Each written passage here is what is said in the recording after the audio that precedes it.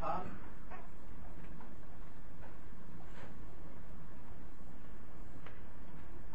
Tell you, evaluators, postmasters, Jeff, you're right. I did not give a title or an introduction. Why? Because I did not get one. Most postmasters meetings to go to, it's the same thing. No introduction. In your introduction, you have to do two things. Three things actually. Set up what you're going to talk about. But more important, why you're even qualified to talk about it.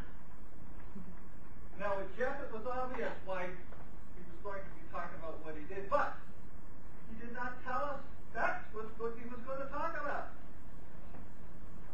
He could have been talking about my life as a two-wheeled skateboarder. Who knows? Jeff started talking, and before he even got into his speech, he did a lot of verbal setup. Blah, blah, blah, blah, blah, blah, blah, blah, blah, blah, blah, blah, blah. That's how it came across to me. When you open your mouth, what you want to do is to start communicating and making that connection with your audience, that emotional connection. That's the first element of successful speaking.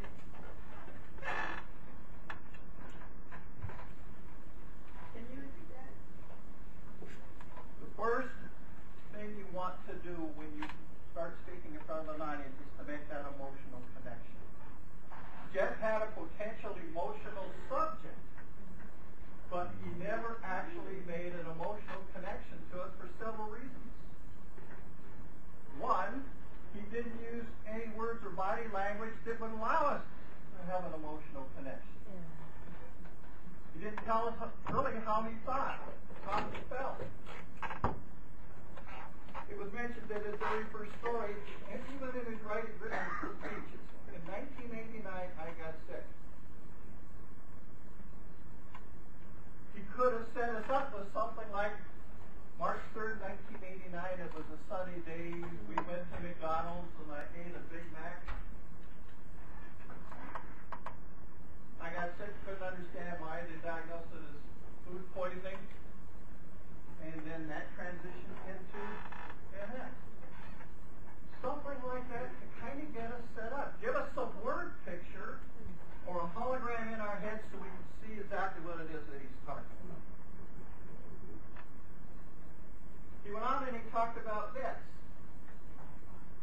What I was thinking, why doesn't he go and interview one or two vets and get their perspective? If you're going to bring that up, get their perspective, have them tell you what they thought or they felt. What was their impression and what was the transition that they went through?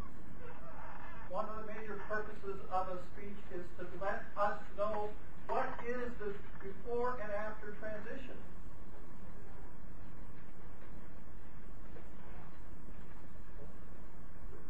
I mentioned to Jeff before, we have carpet on this floor, but one element that you should have talked about maybe just a little bit is when Jeff talks on tile or linoleum, and when he turns, this thing makes it. Have you ever had those tennis shoes when you turn, you go? I have video of Jeff giving speeches, and that's what I hear. So there's a drawback you have to be aware of. Asked a lot of questions, but didn't give us a lot of answers. Left us hanging. You made a comment. I did a lot of stupid stuff. Stuff is a non-word when it comes to speaking. You have to clearly define what it is you're talking about. IU ratio. You have to be aware of how many times you use the word I versus the word you. When I'm using the word I, I'm talking about me. When I'm using the word you, I'm trying to connect with you. You and yours. Imagine you.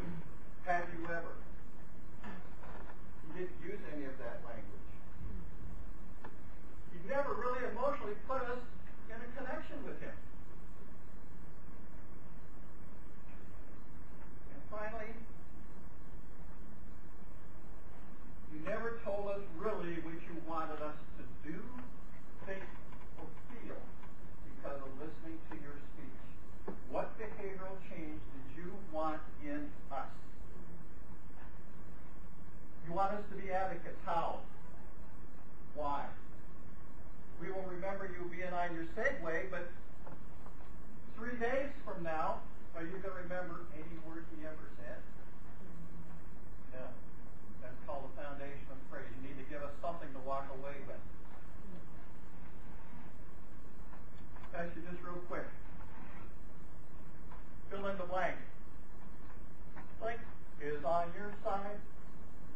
Reason why is on your side. That's the foundational phrase. It rolls around in your head, you can't get it out. That's what he wants to do as a speaker. Something that you can walk away with and remember 3-4 days from now, 2 weeks from now.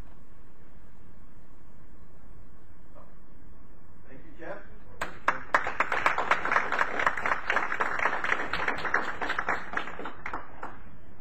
Any questions?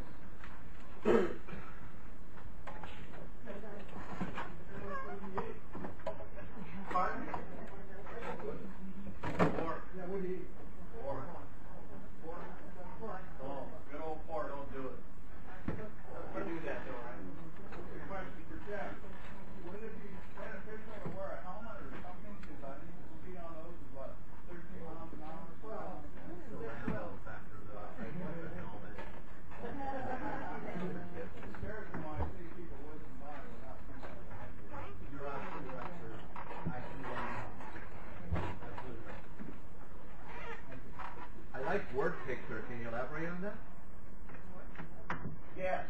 You want to paint a word picture when you're talking to your audience. Good example. December 25th, 2008. I was sitting on the brown leather couch in my living room. You could smell the bread baking in the background. Christmas music was floating through the air. My grandkids, we could hear the sound of paper being torn from boxes as they recklessly destroyed the room. We want to cut that's a picture. We're painting a picture for you. Theater of the mind. Right. Think of the old-time radio shows that kept people just covered using words alone. Before black and white TV, before color. The best stories are the stories you construct in your own head, used by the words of the narrator. Folk tales as well. That's a good, here's Primary example. Folk This tales. is from a book called Where Men Win Glory. Jack Krakauer was the author. January 5th, 2007, 12 miles south of the hillside where Pat Tillman had lost his life. A dozen sandbags sat squat atop an outcrop of naked bedrock, wreathed in smoke from smoldering garbage. Patches of dirty, crusted snow. The stench of an overflowing latrine was in the air. In the distance, badlands corrugated the landscape without apparent end. Their slopes dotted with pines and junipers and thorny stunted oaks. Now that's written. We can narrow that down, but still make it quite as impactful. Question, Ron, are there evaluation forms for the... Evaluation forms are right there. If you have one, yes. Sarah. I have a question about evaluation. Do you have a list that you follow? I loved your evaluations. I thought they were all excellent, and I thought they all hit on some different things. Like Randy, were you specifically doing introductions Yes. when doing my Yes, a case in point, because we had only 45 minutes today, we blocked out basically 6 items for each of us to do. We do normal evaluations. Each member of our club goes after the speaker with everything, not a limited list. So here, each one of us has 1 barrel to work with. In the real evaluation, everyone has both barrels and become loaded per barrel. How much time is up? Here's a question for the day. If you can write down the answer, the correct answer, and whoever gives it to me first, it has to be on the evaluation sheet. What was